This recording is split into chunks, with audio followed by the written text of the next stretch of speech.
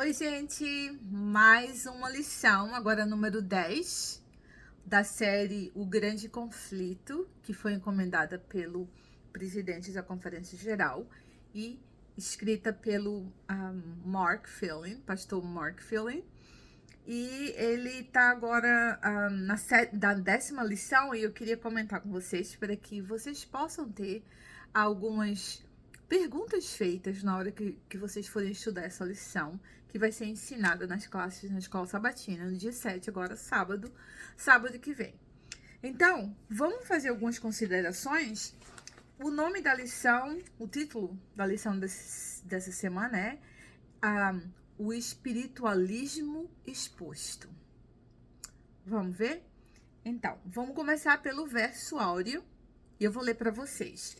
Tá lá em 1 Tessalonicenses 4, 16 a 17, e eles colocam aqui, claro, é o texto para memorizar.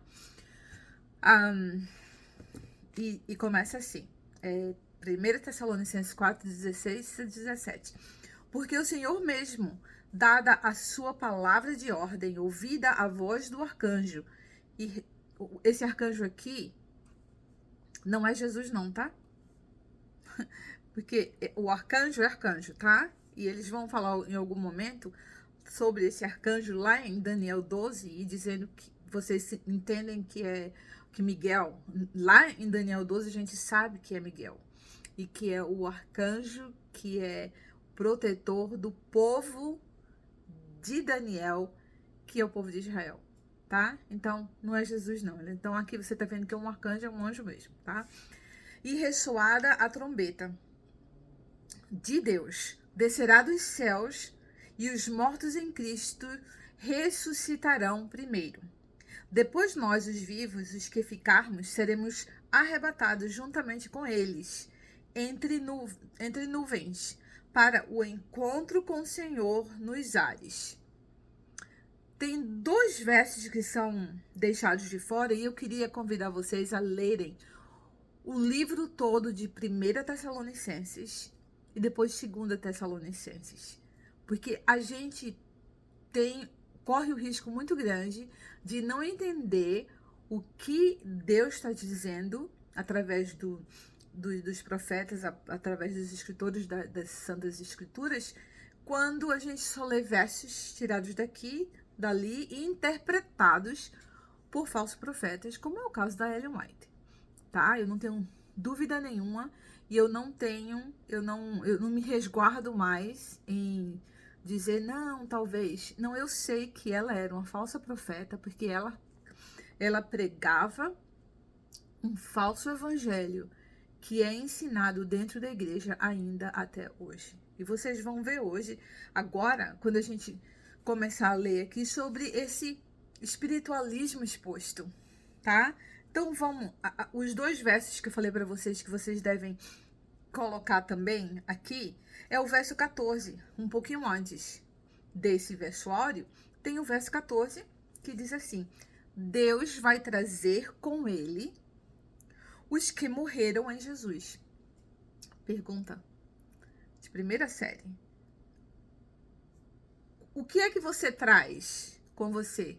Alguma coisa que já estava lá quando você estava. Então, se Deus vai trazer com ele os que morreram em Jesus, é porque eles estavam com Jesus, eles estão lá, tá? Agora, vai haver uma ressurreição? Vai. E ele não pode, vocês não podem deixar de lado e procurar entender mais profundamente o que é que Paulo, o que é que não só Paulo, mas inclusive no Velho Testamento a gente tem algumas exposições que trazem à tona a nossa capacidade de perceber que é também se referindo ao juízo final, tá? Então, aqui, o livro de Tessalonicenses é muito poderoso. E ele diz o seguinte, quando ele chega lá no verso 18, sabe o que ele fala? Depois de ele dizer que Deus vai voltar, Jesus vai voltar e vai trazer com ele os que morreram em Jesus, vai trazer com eles, ele diz lá no verso 18: portanto, confortem uns aos outros com essas palavras. Deixa eu perguntar para vocês. Se a volta de Jesus, que aqui ele está dizendo que ele vem entre as nuvens e os santos vão encontrar com ele e estará para sempre com ele. Aonde ele for, os santos estão juntos. Eu tô lá. Eu tenho certeza absoluta. Minha passagem está comprada. E eu tenho certeza que muitos de vocês também, a partir do momento que vocês aceitaram a Jesus como seu salvador pessoal, ele é o seu Messias. Ele veio morrer pelos seus pecados. E nesse momento você foi selado pelo Espírito Santo como garantia da sua vida eterna. Então, a gente precisa entender uma vez por todas que a Bíblia ensina que nós sabemos quando estamos salvos. Não é para, maravilhosa Debbie, eu sou salva. Não, gente, eu sou uma miserável. Eu sou uma pecadora. Mas não é por causa dos meus pecados ou por causa das minhas virtudes que eu vou ganhar ou perder os céus. Porque a minha salvação vem de Cristo e Cristo somente. Foi dada por Ele, é um dom de Deus e ninguém toma de mim. E não tem nada que eu faça para merecer isso, a não ser acreditar que Jesus morreu pelos meus pecados. Então, agora, aí eu só falei um pouquinho sobre o verso para memorização, né? Mas eles colocam aqui algumas outras passagens. Por exemplo, Mateus 10, 28. Lembra aquela passagem que eu nunca entendia, que dizia assim, ó, não tema aquele que pode matar o seu corpo, mas tema aquele que pode destruir o seu corpo e a sua alma no inferno. E que é Jesus, que é Deus, e que Deus é Jesus. E ele aqui diz que é corpo e alma. Acho que ele aqui estão querendo mostrar que é só corpo e alma, não é? E uma coisa que a gente não entende, da mesma maneira que eu digo para vocês que eu não entendo 100%, na minha mente finita não cabe a Trindade. Eu aceito pela fé, eu aceito a Jesus, aceito a Deus e ao Espírito Santo. E como eu vou explicar isso para vocês, não tem palavras humanas para eu descrever isso para vocês. Um dia nós vamos perceber, porque nós vamos ter nossas mentes glorificadas. Hoje eu não consigo. E a mesma coisa é com relação ao corpo, alma e espírito. Porque às vezes a gente tenta separar o espírito da alma, né? E diz que a psique é o que você é, a alma, e o espírito é o que volta para Deus. Mas a gente não pode também fazer essa separação, dizer assim, não, é assim, assim, assim. É espírito, alma e corpo desse jeito. A gente não sabe, porque nós fomos criados à imagem de Deus. Adão e Eva foram criados à imagem de Deus. Eles tinham as características de Deus quando eles foram criados. E Deus é triuno. Então, o homem também é triuno. Não a trindade santa de Deus, mas as características que a gente não pode humanamente explicar. E eu espero, contando os dias, para quando eu estiver perante o meu Salvador e ele me contar tudo e a minha mente glorificada perceber tudo. Por enquanto, a gente não sabe fazer isso.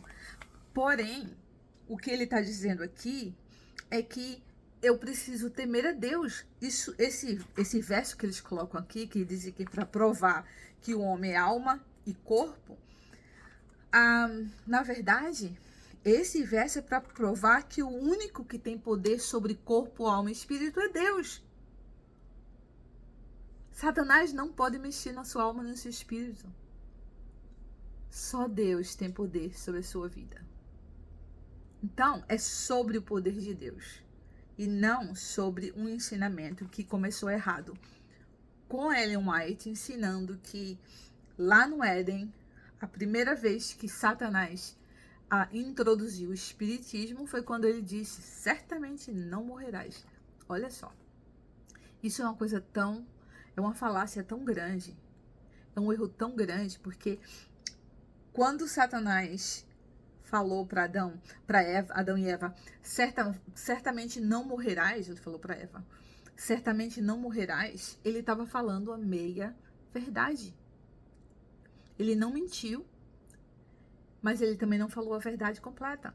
Porque ele falou, é certamente que vocês não morrerão, e eles não morreram fisicamente. O problema da igreja adventista é que a igreja adventista acredita no fisicalismo tão forte que você é pó, volta pro pó e acabou. Agora, eu acho engraçado que quando eu estava dentro da igreja adventista, eu tinha medo de cemitério. Porque eu acreditava que tinha as almas penando. Quando eu estava dentro da igreja adventista, eu acreditava nisso, imagine. Hoje, eu tenho certeza que não é isso. Satanás, ele vai tentar em algumas situações atrapalhar o povo de Deus, atrapalhar, colocar algumas dúvidas, mas a gente sabe pela Bíblia que o homem é pó. Quando ele morre, há um desprendimento do corpo físico. Está lá em 2 Coríntios 5. Vocês leem aquilo ali, é a coisa mais linda, Paulo explicando. E quando o corpo, ele vai para a sepultura e ele se decompõe e ele se torna pó. Mas não você. Não você, porque você não é um corpo com uma alma. Você é uma alma que tem um corpo para viver aqui. Porque sem esse corpo eu não posso viver aqui. E sabe o que mais? Com esse corpo eu não posso entrar no céu. Por isso que o meu corpo vai ser glorificado. Por isso que vai haver a ressurreição. Não porque as pessoas estão dormindo na tumba. Outra coisa que ele diz aqui, com relação a dormindo na tumba. Quando ele fala de Lázaro, né, ele coloca aqui. Porque Lázaro, ele veio e ele falou assim, não, Lázaro não tá dormindo, não tá morto, ele tá dormindo. Mas vocês veem que antes, o Jesus falou, olha aqui, é em João 11:11. Antes ele falou assim, olha, essa doença, porque falaram para ele, né, Lázaro tá doente. Ele falou, a doença de Lázaro é para que a glória de Deus seja manifesta.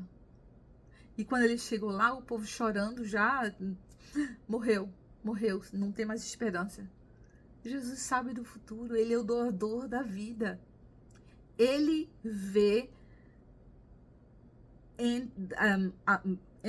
como é que eu posso falar? Por dentro e por fora dos portais da morte, ele tem acesso. Porque ele é o doador da vida. Então, quando Lázaro morreu, ele sabia que Lázaro era um grande um crente nele, Jesus, como Salvador, e também crente nas profecias que tinham sido feitas aos profetas para o seu povo, quando ele nasceu, quando ele crescia, quando ele estudava sobre as coisas de Deus. Ele era um crente. E Jesus sabia que ele estava só dormindo, porque é isso mesmo. Quando você tem esperança de ressurreição, não esperança, eu digo a certeza, né? Porque a esperança para mim é uma palavra ainda muito fraca para dizer que eu tenho a certeza da ressurreição dos que morreram em Jesus. E Jesus, claro, sabia disso. Por isso que ele diz, Lázaro, ele está só dormindo. Porque ele precisava estar lá para fazer esse milagre. Lembra dos sinais que precisavam ser feitos? Este foi um dos grandes sinais. E essa situação de Lázaro me traz sempre a uma mesma situação que eu pensava antes, que você lembra que Jesus disse que vocês vão fazer muito mais coisas, muito superiores, mais grandiosas do que as que eu já fiz. E eu perguntava assim, mas Jesus, Ele ressuscitou Lázaro. O que pode ser maior que isso? Olha, Lázaro, vocês lembram? Lá, se vocês voltarem lá para João e para Lucas, vocês, acho que em Lucas, na verdade, o Lázaro, ele teve que fugir, porque ele foi ressuscitado, e as pessoas queriam matá-lo, porque ele era a prova vivente do poder que Jesus usou, que era o poder de Deus. E Lázaro, com certeza, ele morreu de novo. Agora, Jesus ressuscitou Lázaro fisicamente e ele teve que morrer fisicamente de novo, tá? Essa é uma exceção que a gente só vai entender quando a gente chegar perante o Senhor, porque olha, ao homem é determinado que ele vai morrer uma vez e depois disso vem o julgamento, não é isso? Então a gente acredita também que Lázaro, ele como ele já era um homem salvo, um homem que cria no Salvador dele, ele estava garantido a salvação dele. Então, ele morreu e aí foi dada a capacidade, naquele momento, para as duas partes se unirem, o corpo e o espírito e alma, e ele passou a ser um ser vivente de novo, ele ressuscitou, mas morreu de novo. Aí eu digo, sabe, hoje, quando eu conto para você que nunca ouviu falar de Jesus e da verdadeira história da salvação, o verdadeiro evangelho que está lá em 1 Coríntios 15, de 1 a 4, que é que Jesus veio, ele morreu pelos seus pecados, ele foi crucificado, ele foi enterrado e no terceiro dia ele ressuscitou. E isso é o verdadeiro evangelho. Agora, quando você acredita, quando eu falo isso para você, o que vai acontecer é que eu não tenho o poder de ressuscitar ninguém, mas eu tenho a autoridade dada por Deus de ir pregar o evangelho, esse evangelho lindo da salvação. E quando eu faço isso e alguém escuta, e alguém crê, eu tenho sido parte numa ressurreição que vai ser eterna. Porque aquele que tem o espírito ressurreto, ressuscitado, ele vai viver eternamente na presença de Deus. Então, sim, essa é uma ressurreição maior do que Jesus fez aqui quando ele estava na terra, com relação a Lázaro. Quer dizer que Jesus não podia fazer? Claro que não. Ele é o doador da vida e ele tem poder sobre céus e inferno. Ele é ele é Deus. Ele pode tudo, mas naquele momento, naquela hora, o ensino era com relação ao poder que aquele homem chamado Jesus tinha. O poder de ressuscitar os mortos e chamá-los de suas tumbas. Então, as coisas que são colocadas aqui são tiradas do seu contexto da Bíblia. Leiam a passagem completa. Porque, olha, engraçado que ele coloca aqui assim o seguinte. Ele fala com relação a diz que Satanás está usando essa decepção do espiritualismo. E eles colocam aqui a história das irmãs Fox. Se vocês sabem quem são as irmãs Fox, é muito engraçado, porque elas foram contemporâneas de Ellen White. Olha só, Ellen White teve claro, foi uma confusão, tá? Apareceu nos jornais, era na época da Guerra Civil, e depois descobriram que era um engano. O que essas irmãs faziam era o que a gente chama de hoax. Elas fabricavam as coisas, tá? Elas diziam que alguém estava batendo e, na verdade, alguém estava batendo, uma delas estava batendo na porta e se escondiam. Então, eram decepções que elas fabricavam para dizer que elas se comunicavam com os mortos.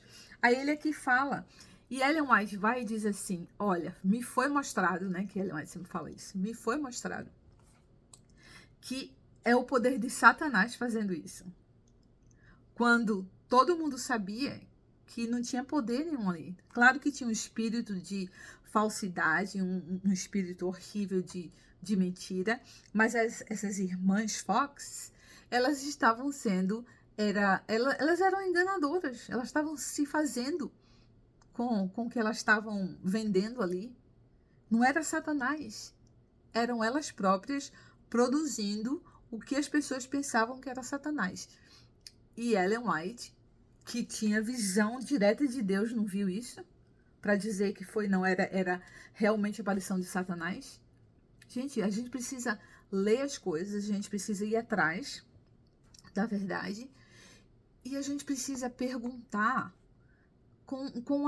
ler as coisas e não aceitar sem um criticismo, talvez eu possa dizer, mas se você precisa criticar, fazer a pergunta. Será? O que é isso? Não, peraí, deixa eu ir lá procurar o que é. Vocês lembram dos bereanos? Que escutaram Paulo e dizem, eu vou procurar saber se isso está na Bíblia mesmo.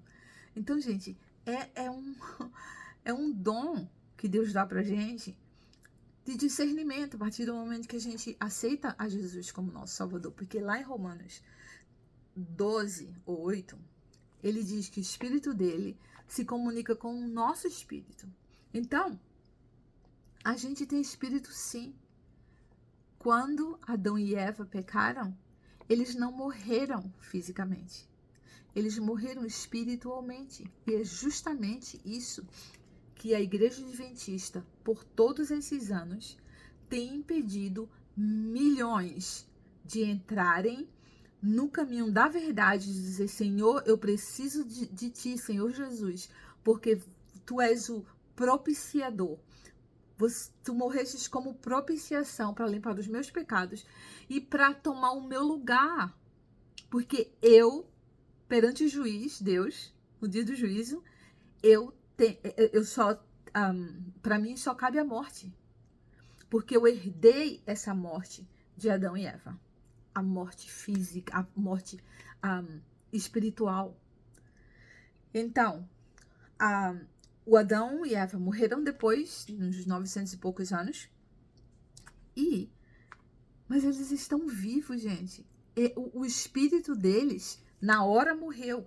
E eu tenho certeza absoluta, a gente não tem provas na Bíblia disso, mas eu tenho a certeza de que eles, sim, perceberam o que eles tinham feito, eles se arrependeram e eles aceitaram e entenderam a promessa que foi feita a eles lá no Gênesis, que Jesus viria.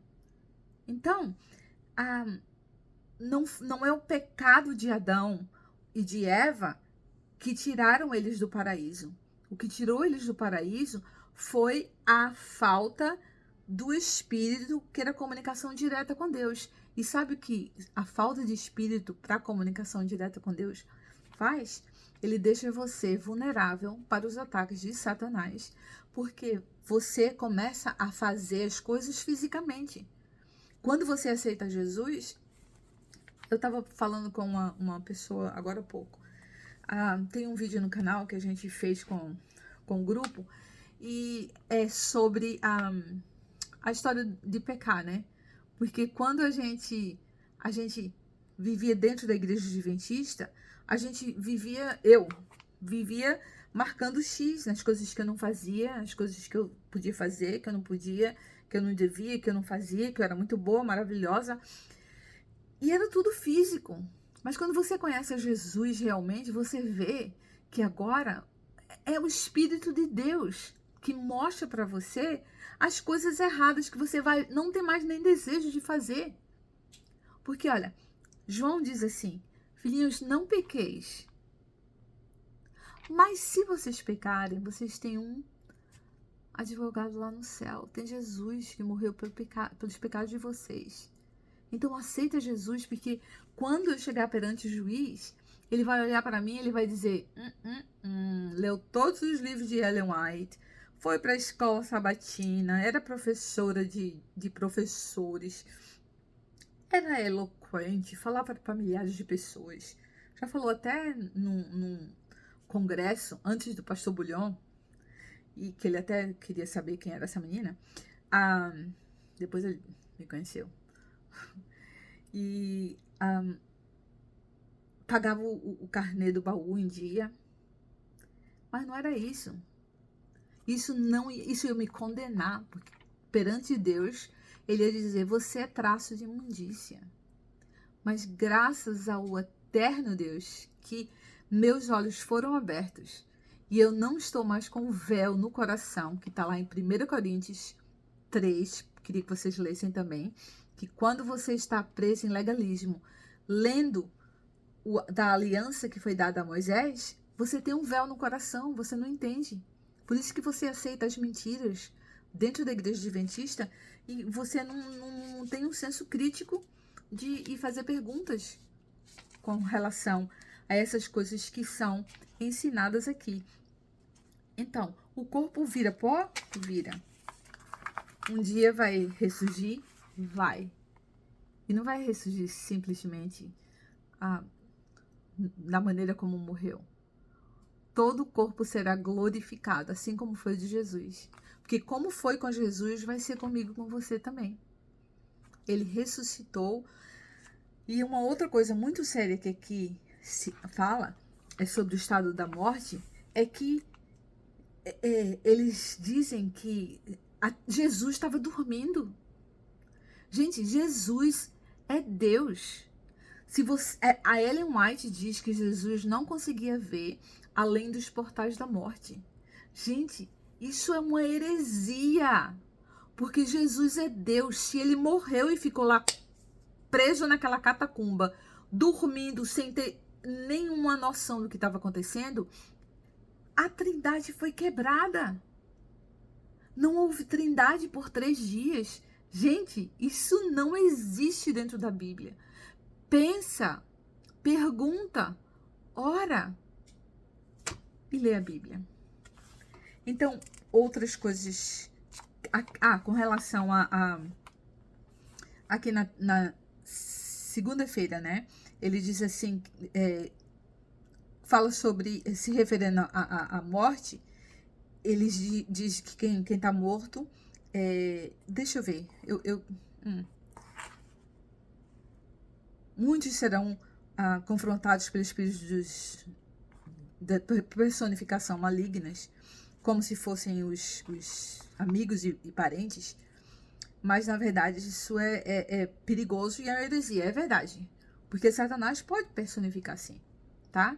Mas a gente não pode ter medo da morte, porque olha, a morte não é, como é que eu posso dizer? O que é a vida para você? A vida não é tô respirando, tô viva. Não. A vida também é isso. Essa é a vida física. Não existe um corpo sem alma e espírito. Porque não existe um corpo sem o sopro de vida. Mas pode existir, mas pode não, mas existe o espírito sem o corpo. Porque quando a pessoa morre, ele vai para a tumba e a alma, o espírito voltam para Deus. E como ele vai dizer que não tem, por exemplo, quando você vai lá para o Apocalipse, você vê que existe algumas almas que estão abaixo do trono de Deus, que a gente entende isso como o segundo céu, né? O terceiro céu é onde é o trono de Deus. E eles estão abaixo e eles estão perguntando: até quando, Senhor? Nós vamos ficar aqui? Até quando? Quanto tempo vai passar até que o Senhor venha e vai reivindicar a gente? Então, eles têm consciência sim, gente. A gente não pode partir de um princípio de ensinamento de uma mulher que tinha visões de um anjo, que eu tenho certeza também que não era anjo de Deus. Porque se você for ler Gálatas, você vai ver que Paulo diz assim: se um anjo do céu descer para você e lhe contar sobre um evangelho diferente do que eu prego, que seja maldição. Ellen White, o evangelho de Ellen White é completamente diferente do evangelho da Bíblia, gente. Para pensar nisso. O evangelho de Ellen White, ele traz um Deus um Jesus que foi criado por Deus, um Jesus que a certo momento era como Satanás, um anjo de luz, e foi dado para ele. Então, só aqui, ó, Jesus, um pouquinho mais de glória para você. Fica aí, Satanás. Satanás ficou com inveja dele. E aí, ele foi pedir a Deus: Deus, por favor, deixa eu ir lá para morrer por aquele povo, coitado da terra. E por 3 vezes, Deus negou. Gente, isso é a maior heresia que existe. Não é um evangelho que não está na Bíblia. E tem mais, Jesus morreu e ela diz que na cruz o sangue de Jesus não limpou os pecados, porque transferiu os pecados lá pro santuário celeste. Gente, o sangue de Jesus não transfere, o sangue de Jesus purifica. E tem mais, no final, os nossos pecados foram todos já colocados sobre Jesus. Os pecados de ontem, de hoje e de amanhã. E ele é o único que tem capacidade de perdoar os pecados. E não o bode Azazel que dizem que é Satanás, que no final das contas os meus pecados vão ser colocados em Satanás. Gente, isso é fazer de Satanás um corredentor. Gente, lê a Bíblia, por favor. E já tem 30 minutos aqui. Ai, como eu gosto, né? Mas olha, por favor, façam perguntas, leiam a Bíblia. Que Deus possa abençoar vocês e que a gente possa se encontrar semana que vem, na próxima lição. Fiquem com Deus.